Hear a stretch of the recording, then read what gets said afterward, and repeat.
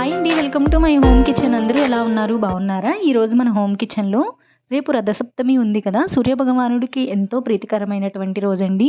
అందరూ సూర్యభగవానుడి ఆశీస్సుల్ని పొందాలని కోరుకుంటూ, సూర్యభగవానుడికి ఎంతో ఇష్టమైనటువంటి నాటు అటుకులతో కమ్మనైన పాయసం తయారు చేసి మీకు చూపిస్తాను.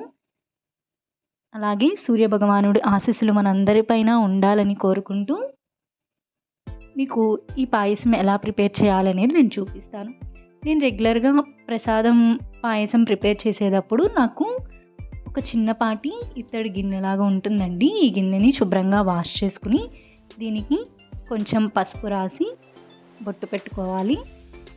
ఈ విధంగా గిన్నెకి 4 వైపులా బొట్టు పెట్టుకున్న తర్వాత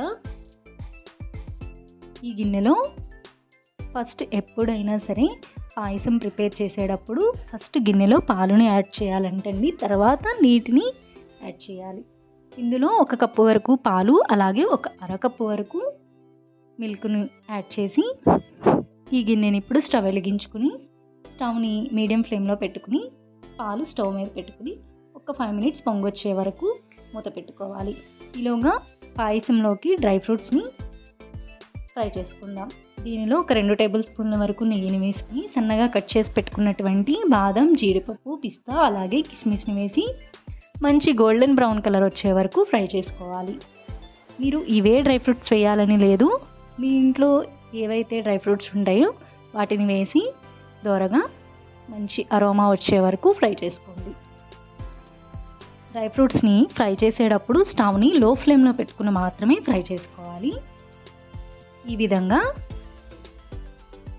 డ్రై ఫ్రూట్స్ని మంచి గోల్డెన్ బ్రౌన్ కలర్ వచ్చే వరకు ఫ్రై చేసుకుని ఒక గిన్నెలోకి టర్న్ చేసుకుని పక్కన పెట్టేసుకోవాలి. తర్వాత నేను ఈ అటుకుల్ని పాయసంలో వేసే ముందు ఈ అటుకులను కూడా కొంచెం నేతిలో ఫ్రై చేసుకోవాలి. 1 కప్పు వరకు నాటు అటుకులను తీసుకుని మిగిలినటువంటి నేతిలో సేమ్ అదే గిన్నెలో వేసి గరిటెతో కలుపుకుంటూ మంచి గోల్డెన్ బ్రౌన్ కలర్ వచ్చే వరకు ఫ్రై చేసుకోవాలి. గరిటెతో అటుకులని తిప్పుతూనే ఉండాలండి, లేదంటే అటుకులు అనేవి కింద మాడిపోతాయి. చాలా సింపుల్గా అండ్ ఈజీగా చాలా తక్కువ టైంలో ఈ ప్రసాదాన్ని మనం ప్రిపేర్ చేసి మనం సూర్యభగవానుడికి నివేదన చేయవచ్చు. ఈ విధంగా గరిటెతో కలుపుకుంటూ ఒక 2 మినిట్స్ వరకు ఫ్రై చేసుకుంటే సరిపోతుంది. అటుకులు అనేవి మంచి గోల్డెన్ బ్రౌన్ కలర్లోకి రావడం అయితే స్టార్ట్ అయ్యాయి. ఈవెన్గా కలుపుకుంటూ అటుకులని ఎక్కడా మాడిపోకుండా గరిటెతో కలుపుకోవాలి. నేను అటుకులతోనే ఎందుకు ప్రిపేర్ చేస్తున్నాను అంటే, సూర్యభగవానుడికి మెత్తగా ఉండే నైవేద్యాలంటే ప్రీతికరం అంటండి. ఇప్పుడు పాలైతే పొంగు కూడా వచ్చేసాయి. ఒక 2-3 పొంగులు వచ్చాక మనం ఫ్రై చేసి పెట్టుకున్నటువంటి అటుకులని ఈ మరుగుతున్నటువంటి పాలలో వేసుకోవాలి. అందుకని ప్రీతికరమైనటువంటి అటుకుల పాయసం లేదంటే సూర్యభగవానుడి మెత్తని ప్రసాదం ఏదైనా సమర్పించుకుంటే సూర్యభగవానుడికి చాలా ఇష్టమంట. ఈ విధంగా ఒకసారి ట్రై చేసి చూడండి. అటుకులని మొత్తం వేసిన తర్వాత గరిటెతో కలుపుకుని అటుకులని ఒక 5 మినిట్స్ వరకు కుక్ చేసుకోవాలి. ఒక 5 మినిట్స్ తర్వాత నేను కుక్ అయిందా లేదా అని టెస్ట్ చేసి చూస్తున్నాను. కొంచెం ఉందండి, ఇంకొక 2 మినిట్స్ వరకు కుక్ చేసుకుందాం. ఈలోగా 1 టీ స్పూన్ వరకు బియ్యం పిండిని తీసుకుని అందులో ఒక 2 టీ స్పూన్ల వరకు వాటర్ని వేసి ఉండలు లేకుండా కలుపుకుని ఈ కుక్ అవుతున్నటువంటి పాయసంలో వేసుకోవాలి. అంటే పాలు పలుచగా ఉంటాయి కదా, కొంచెం తిక్కీగా ఉండడం కోసం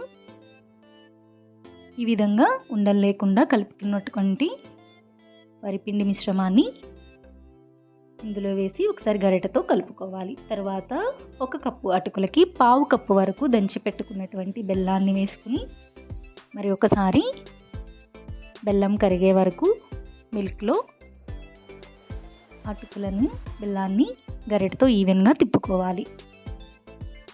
బెల్లం వేసిన తర్వాత పాయసం అనేది ఎక్కువసేపు కుక్ అవ్వాల్సిన అవసరం లేదు. జస్ట్ బెల్లం కరిగిపోయి అటుకులకి స్వీట్నెస్ అనేది పడితే చాలు.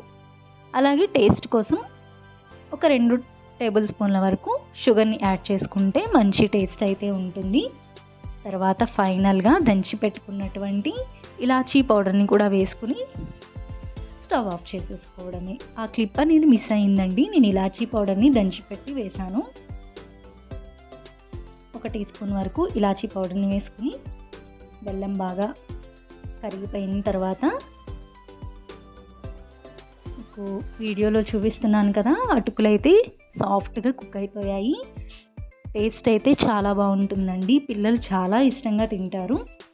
అటుకులు బాగా కుక్ అయిపోయాయి. అండ్ అలాగే ఫైనల్గా మనం గోల్డెన్ బ్రౌన్ వచ్చే వరకు డ్రై ఫ్రూట్స్ని ఫ్రై చేసి పెట్టుకున్నాం కదా పక్కన, ఈ డ్రై ఫ్రూట్స్ని కూడా వేసేసుకుని గార్నిష్ చేసుకుంటే సరిపోతుంది. మర్చిపోయానండి, ఇంకొక ఇంగ్రీడియంట్ వచ్చి ఆవు నెయ్యి అండి. మీ దగ్గర అవైలబుల్గా ఉంటే దేవుడికి పెట్టే నైవేద్యాలలో ఒక్క చుక్క ఆవు నెయ్యి వేసినా సరే చాలా శ్రేష్టమవుతుందంటండి మనం చేసిన ప్రసాదం.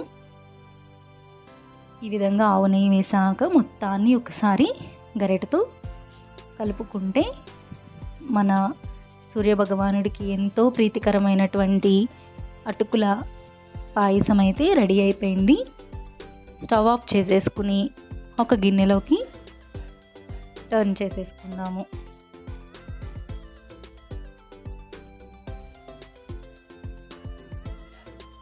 నేను ఈ గిన్నెను భగవంతుడికి నైవేద్యంగా సమర్పించడానికి మాత్రమే వాడుతానండి. సేమ్ అదే గిన్నెలో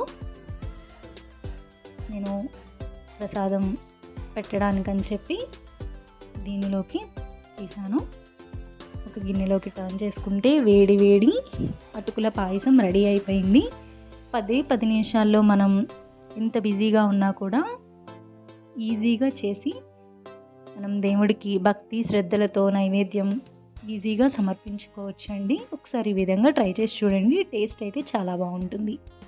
మీకు ఈ వీడియో యూస్ఫుల్ అవుతుంది అనుకుంటున్నాను. ఈ వీడియో కనుక మీకు నచ్చినట్లయితే లైక్ చేయండి, షేర్ చేయండి, సబ్స్క్రైబ్ చేసుకోండి. Thank you for watching.